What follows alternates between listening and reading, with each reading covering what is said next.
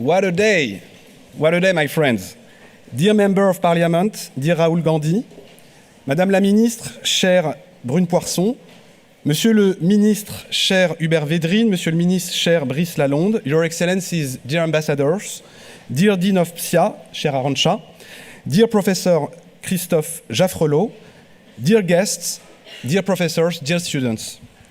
Mr. Gandhi, this is a special day for us. This is a special day in your university. Welcome to Sciences Po and thank you so much for your presence in Paris, on our campus. You're just arriving from Brussels. I think that tomorrow you will be in Rotterdam, and we are very, very happy to have you with us today at Sciences Po.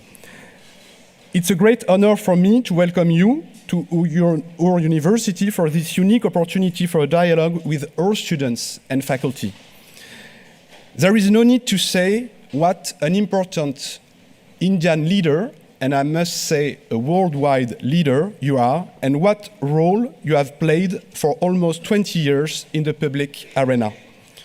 You currently serve as a member of the Indian Parliament from Kerala, and you used to serve as the president of the Congress Party, today's main opposition party to the party in power. You are one of the most important voices in today's India, and you have emerged as a strong voice on the wider international scope.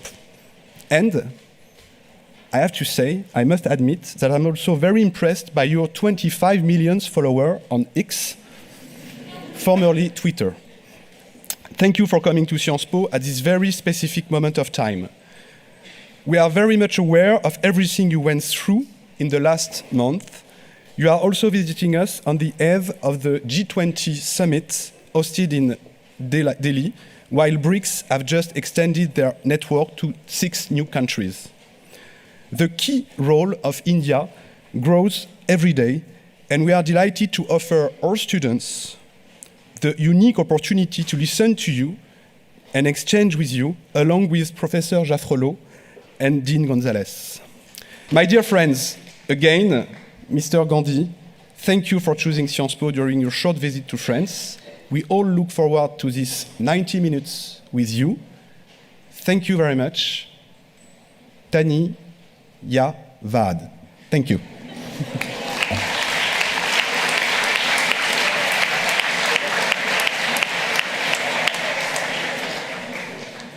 Okay, thank you. Thank you very much, Matthias. This was a very good way to start what we hope would be a great dialogue. So we've been following your Bharat Jodo Yatra across India. We've seen the many kilometers that you've done over 137 days. We're really grateful that you took a detour to come to Paris. And the first question I would have for you is, we look at India and we see a country whose economy is growing, a country which creates technology, that innovates, but also a country with millions of people still in extreme poverty. So what is it that needs to be done to make sure that all these citizens are not left behind, that they also enjoy the benefits of this global progress? I mean, that's a very complicated question. First of all, thank you for having me here. It's an honor to be here. I'd rather be sitting there, frankly, but I don't have that choice anymore. Thank you for your time. India in our constitution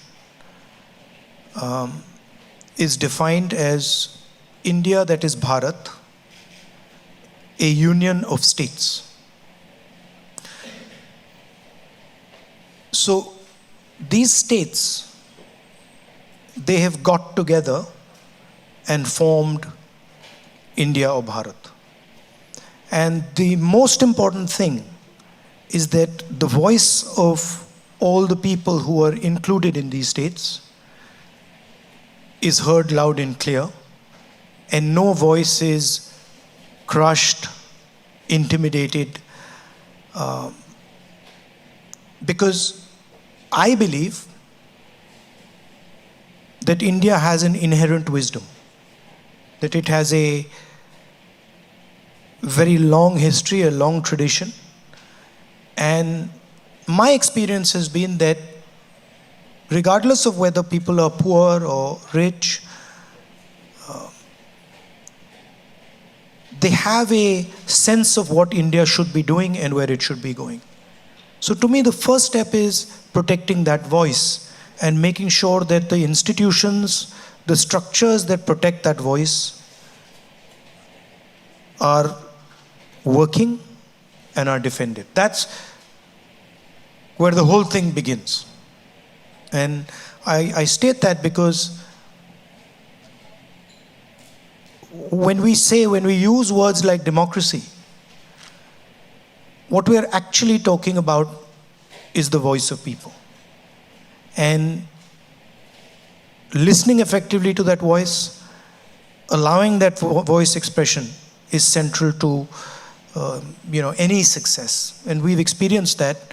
Pretty much everything that we've achieved so far, whether it is our economic growth, our ability to manage our differences, the bedrock of it is this idea that we protect the voice of all our people. And our leader, Mahatma Gandhi, said it best when he said that the most important voice is the one that's last in the line. It's the most difficult voice to protect.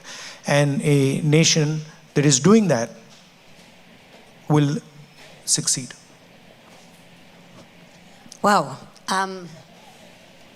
I was quite impressed by that answer and the link that you make to democracy. There is at the moment a big international gathering taking place in India. It's called the G20.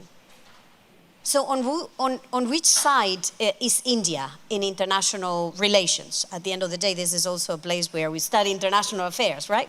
So on whose side is India? There was a leader in India once, and they were asked, on whose side are you?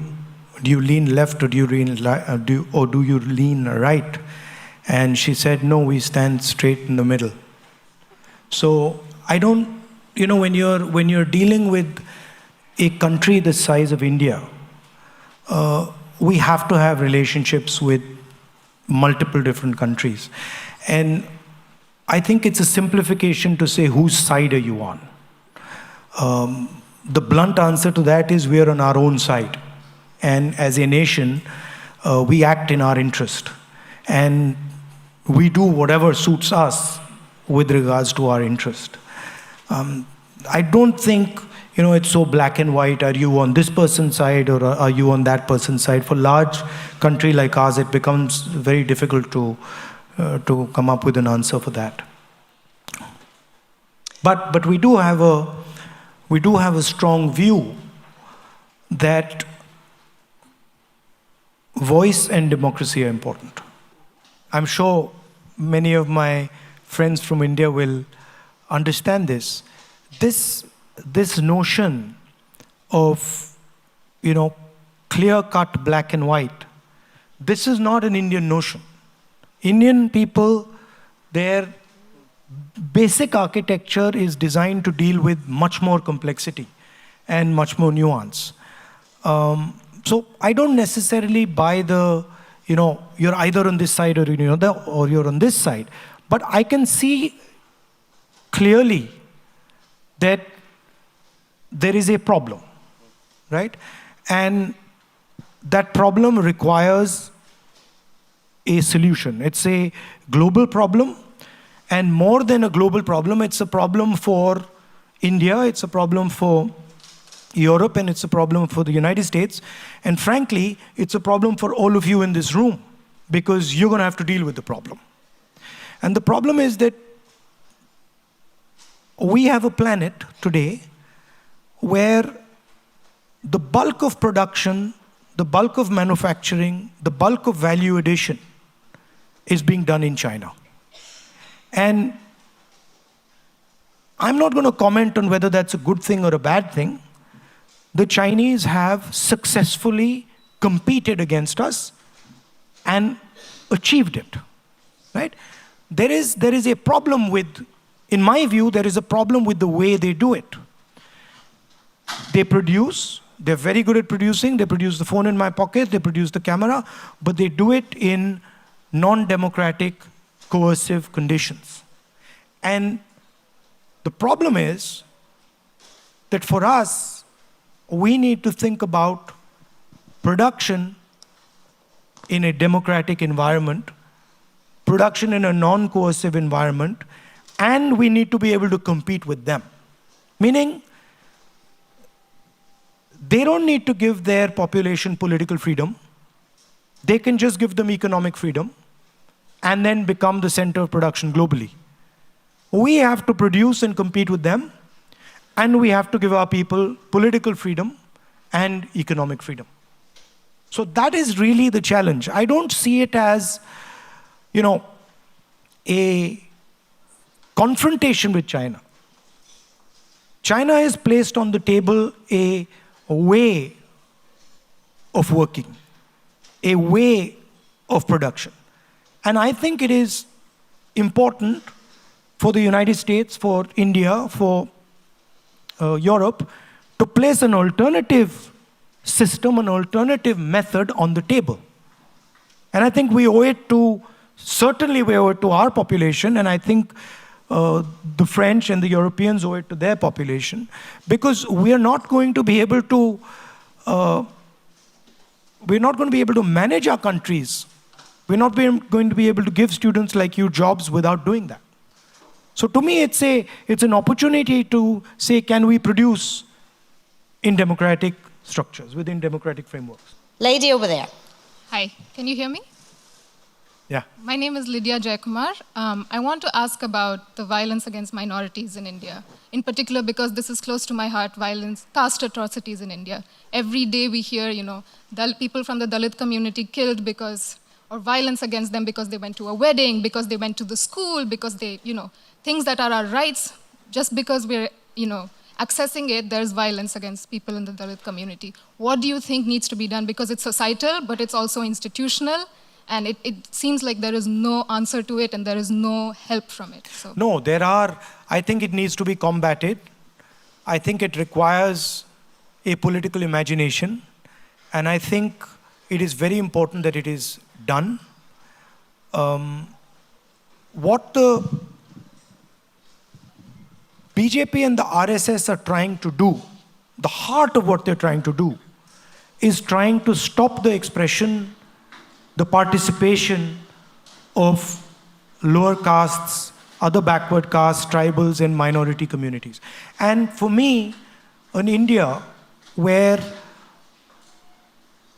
a Dalit person or a Muslim person, tribal person, upper caste person, anybody is being mistreated, is being attacked, is not the India I want. So I think it's very important that this question is taken head on, but I don't think that the type of political imagination that is required is currently there. It ebbs and flows. So you have these movements, you have this expression, and then they ebb away. And I think we're at one of those points where they've sort of ebbed away, and we need to reconstruct the political imagination that will, solve the problem you're talking about. For me, this is the central problem in India. This is bigger than any other problem. Thank you. Gentleman over there. Hi, thank you for the conversation. My name is Tanishq Saha, and I guess I had a question related to a term you used earlier on in the speech, Bharat. And there is a lot of discussion going around social media right now with a potential renaming, rebranding, whatever you might call it.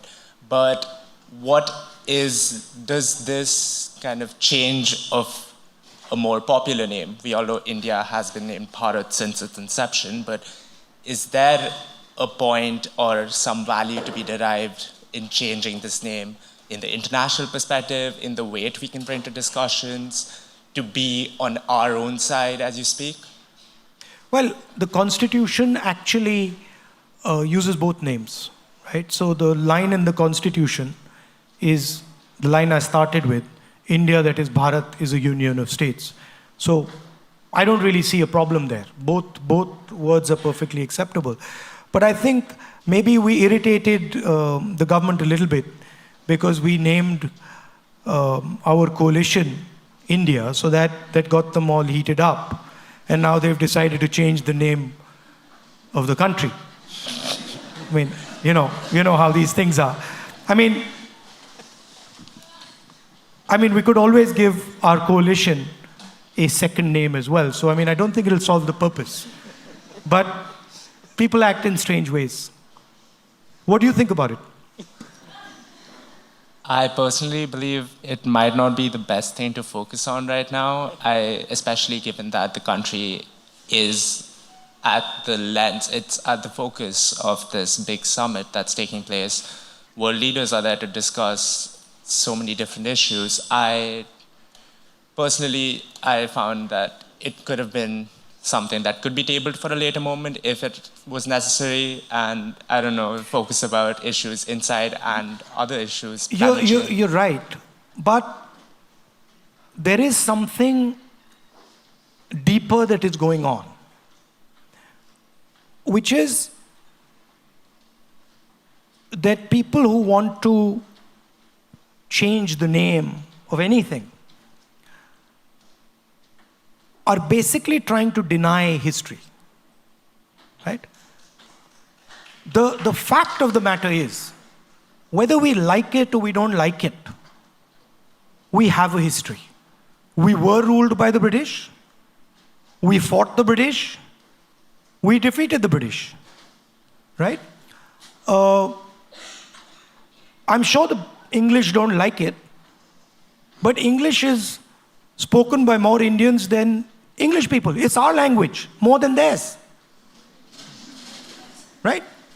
And we speak it in our own way. We twist it and we turn it maybe in ways they don't like. So the English that is spoken in India is actually a different expression, right? That is spoken in England. Embedded in that English is a huge history, a lot of pain, a lot of happiness, imagination, struggle. Those things are embedded. And the people who want to change the name want to erase that. They don't want that the history of our country is known to our future generation. It disturbs them. Right? I believe that we should accept our history. If we were ruled by the British for 100, 200 years, okay, we dealt with it, and let's move on. So it's a deeper question. Thank you. We're going to go up there. Hello, my name is Lydia Bilali. I am a student here at Sciences Po. And for the past 3 months, I've been interning as a research intern at the German Institute for Global and Area Studies on a project that focuses on the weaponization of anti-fake news laws in South and Southeast Asia. And I've been researching a lot of dozens and dozens of cases of journalists in India that have been targeted and silenced and punished by using the Indian Penal Code. So with this consideration, my question is double. So firstly, how can we continue justifying and saying that India is the largest and biggest democracy in the world? And two, what is the opposition doing to help these civil society members? Thank you. I walked across the country 4,000 kilometers to raise some of these issues. What you're saying is absolutely correct. There is a tendency now to intimidate, to threaten, not just members of civil society. I have 24 cases on me. I've got a criminal defamation judgment against me. The first time in Indian history that somebody has been given the maximum sentence for criminal defamation. Very convenient that I needed the exact number of days that they gave me to be disqualified. So we are dealing with this issue. The democratic expression is deeply embedded in India. And the fight keep the democratic structure of India alive is ongoing and very vibrant. We are part of that fight. Now, when that fight is over, if that fight is over, and the other side wins, then I would agree with you. But that has not happened yet, and I do not think it's going to happen. We are going through a process. We are going through turbulence in our democratic structure, and there are millions of people, I'm sure many, many youngsters in this room, who really believe in that democratic structure and are going to defend it with everything that they've got. So it's a fight, and I think it's also an opportunity to rethink and to reimagine our country. There are many things that can do with improvement. And I think this is an opportunity, this is a test that many countries go through. And I think we'll come out just fine in this test. Gentleman up. Hi there, yes. So I am a master in social policy here at Sciences Po. While it might not quite look it, I'm actually also part Indian. And over this past few years, it's been particularly scary to see many of my friends and family members back in India become radicalized by Hindu nationalist rhetoric. My question to you is, if your coalition gets elected, where exactly do you see yourself placing the role of Hinduism in a post-BJP India? And how concretely do you propose dismantling or perhaps even transforming the legacy of a religious zeitgeist which has captured the hearts and minds of so many Indians today? Look, I've read the Gita, I've read a number of the Upanishads, I've read many Hindu books. There's nothing Hindu about what the BJP does. There's absolutely nothing Hindu about what they do. Right? I have not read anywhere, in no Hindu book, from no learned Hindu person, have I ever heard that you should terrorize, harm people who are weaker than you. I've never read this. So this idea, this word, Hindu nationalists, this is a wrong word. They're not Hindu nationalists. They are nothing to do with Hinduism. They are out to get power at any cost, and they will do anything to get power, and they will do anything to ensure that the Indian caste structure, the social structure of my country is not threatened. They want dominance of a few people, and that is what they're about. There is nothing Hindu about them. Thank you. Very clear. Gentlemen. Hi, thank you for being here. My name is Zaid Wahidi. I'm a lawyer based in Paris. My question is about the opposition's narrative for the next election. And I saw that Ms. Sonia Gandhi wrote a letter identifying 9 points to the Prime Minister. Is that the opposition's pitch? Because as a minority, of course, it's important for me to have the Pyar Ki Dukaan in a Nafrat Ka Bazaar. But is there another issue, or are there certain issues that you have identified that will perhaps build more consensus with even the majority community and get you where you are, where you want to be in 2024? When you see the people on the stage in the India coalition, you must realize that more people from the majority community vote for us than vote for the BJP. 60% of India votes for us. 40% of India votes for them. Right? So this idea that the majority community is voting for the BJP, this is a wrong idea. The majority community actually votes more for us than they vote for them. Right? They do polarize society. They divide society. They spread hatred in society. And that is their mechanism. They also happen to have very good relationships with the most powerful, richest crony capitalists in the land, who finance them, support them, help them do what they do. And so this is the architecture that stands behind the BJP. The idea that Mr. Narendra Modi is orchestrating this thing is a gross simplification. Mr. Narendra Modi is an instrument of the architecture. And I'm pretty confident that the RSS can get rid of Narendra Modi in 5 minutes if they want to, right? It is a structure that is doing this. And that structure is now a threat to Indian democracy. So we are committed to fighting that structure. What are the broader elements? The first thing is the gross inequality that is taking place in India, right? Few business people who are billionaires. The third richest person on the planet was Indian, and 90% of India going back into poverty, right? So that's the first thing. The second thing is we have to solve what I was talking about earlier. We keep talking about economic growth. You read the newspapers about economic growth, right? Have you ever read in the newspaper next to the economic growth question, the employment question?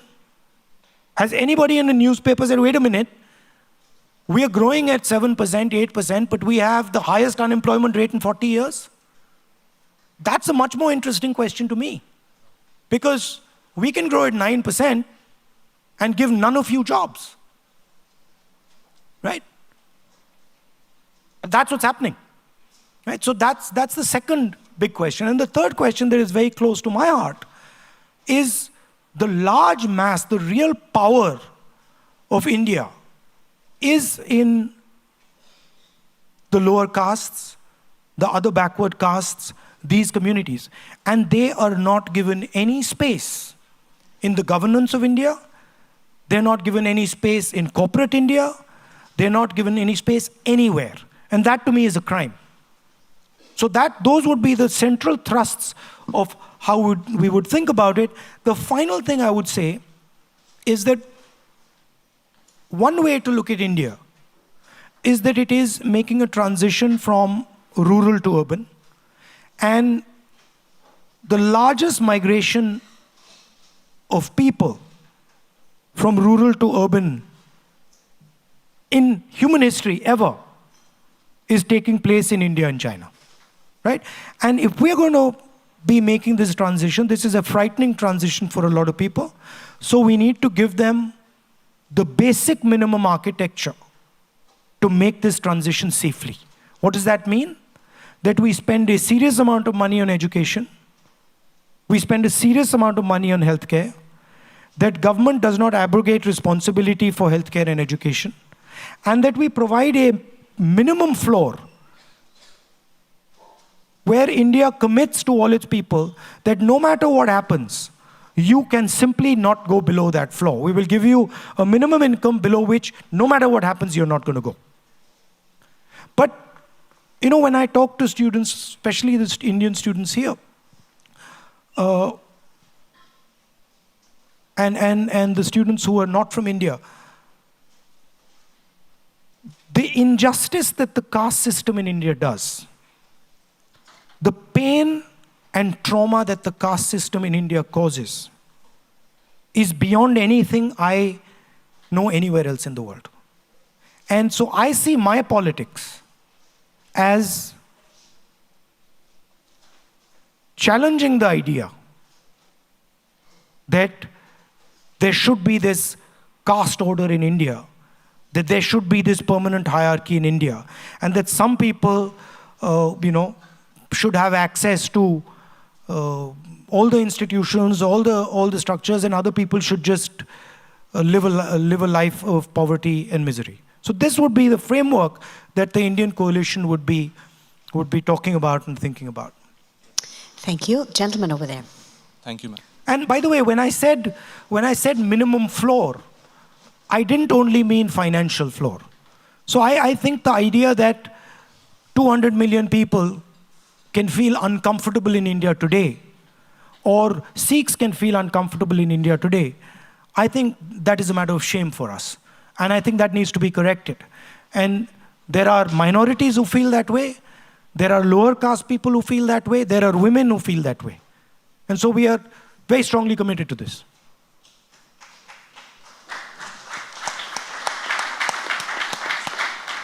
Good evening, Mr. Gandhi. My name is Smriti Bhatt, and I'm a master's student from Social Policy and Social Innovation. As you already have answered partly my questions, I would try to keep it short. The place in Delhi which is being, where people are being mobilized in lieu of G20 is Badarpur, where you plan to go. The slum? G20. Yeah, okay. Where they've been, their slum. Yeah. You plan to go there, so I'm just like letting you know the name of the place. They'll be very annoyed with you, by the way. It's okay. Yeah. It's okay. In all honesty and humility, I wish to ask you if there is a defined secularism or a future of defined secularism in the country. If the party comes to power in the next elections, how do you specifically counter the hate and the chest thumping that has happened in the past few years regarding religion and education? And you can choose to answer whichever. You know,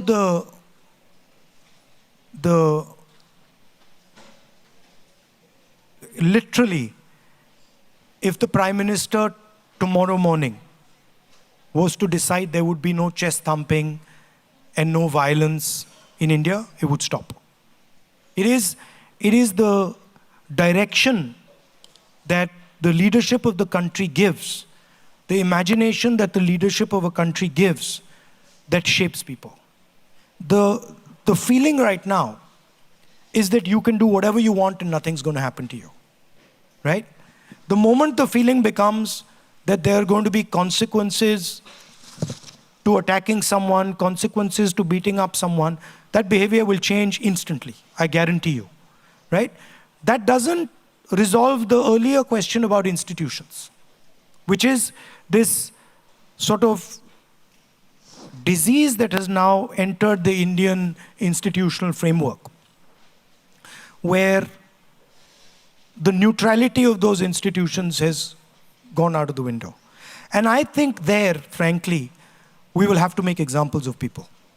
We'll have to make sure that some of the people who have done what they have done pay a significant price for what they've done, so that anybody who's thinking about doing it again understands that they will also pay the price for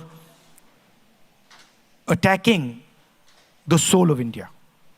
Because that is how I see it. This is an attack on the soul of India, and the people doing this should pay a price for it. Thank you. Thank you. And the last question goes to the gentleman. Hi, my name is Arman. Can you hear me? Yeah, okay. So my question, I attended one of your speeches at the Bharat Jodo Yatra, and I remember when you mentioned crony capitalism, the crowd went wild. They were all like, Adani. And so there's this feeling clearly on the ground that this kind of top-down development is happening, right, in India, economic development, where there is crony capitalism, like you said. And my question is, if we are to decentralize power, where the state is less involved in all affairs, economic affairs, etc., how would you or how would your coalition ensure that the concentration of wealth does not take place in a few corporations? By the way, just because you have decentralization of power doesn't mean the state is less involved. The state is just involved at a different level, right?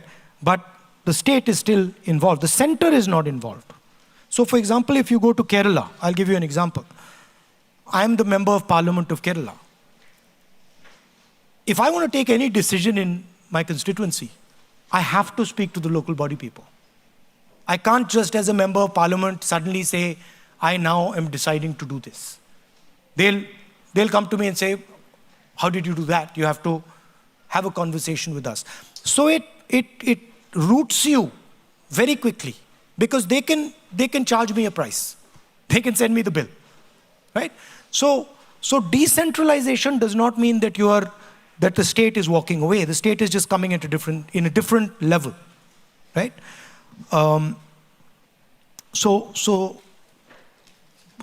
what was the second part of your question? So how would you ensure that, monopolies don't happen in India?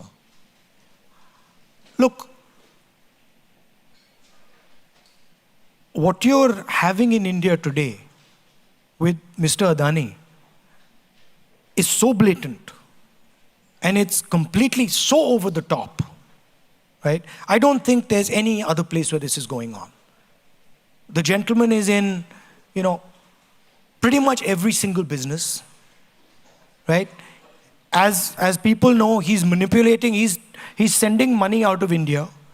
He's manipulating his stock price.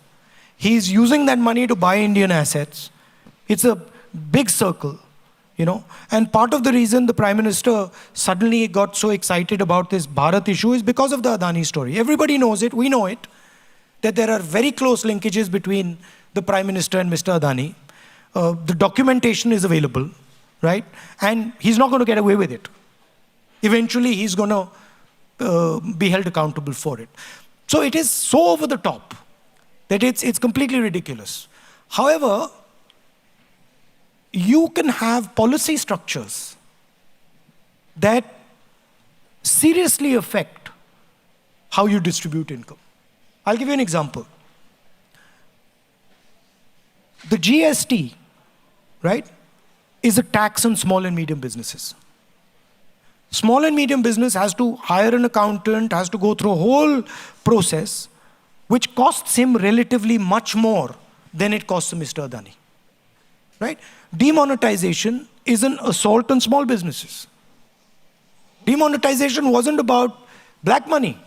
It was about breaking the back of small and medium businesses in India to pave the way for an Adani. So how you define policy and how you think about policy, where you put money, fundamentally determines how you distribute it, right? So those things are not difficult to do. Manrega, do you think Manrega distributes wealth? Hugely. Right to food distributes wealth.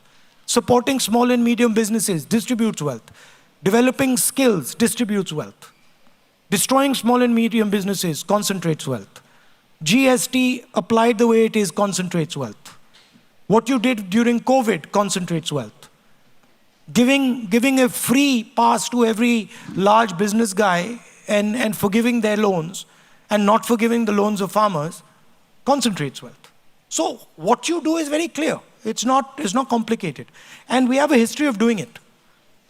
Can I have the last So question, as we're coming to an end, I wanted to see if you had a recommendation or a parting message for these students. At the end of the day, you're the chairman. This is quite an unfair process here because I've been asked, I don't know how many questions, and I'm not allowed to ask even one question. But that's the nature of the game. So I would quite like to know from the students here. I mean, I didn't study in Paris. I studied in the US and in England. What is it like to study here?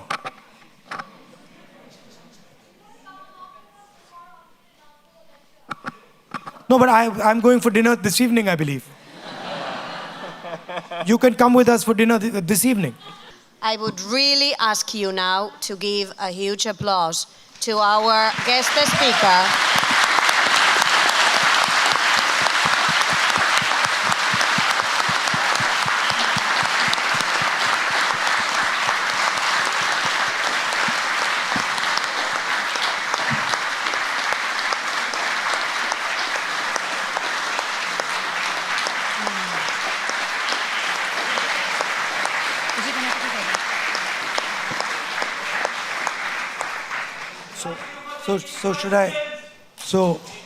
So should I conclude?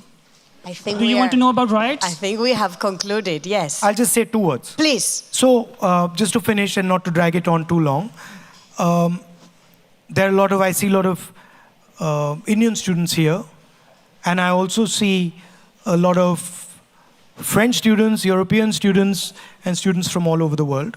I think it's very important that we build a bridge between India and your countries.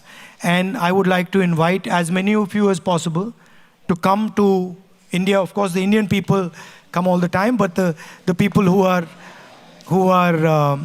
not Indian, to come to India, take a look at what is going on, and seize a lot of the opportunities that a democratic, productive India can bring to the world. Thank you. Thank you.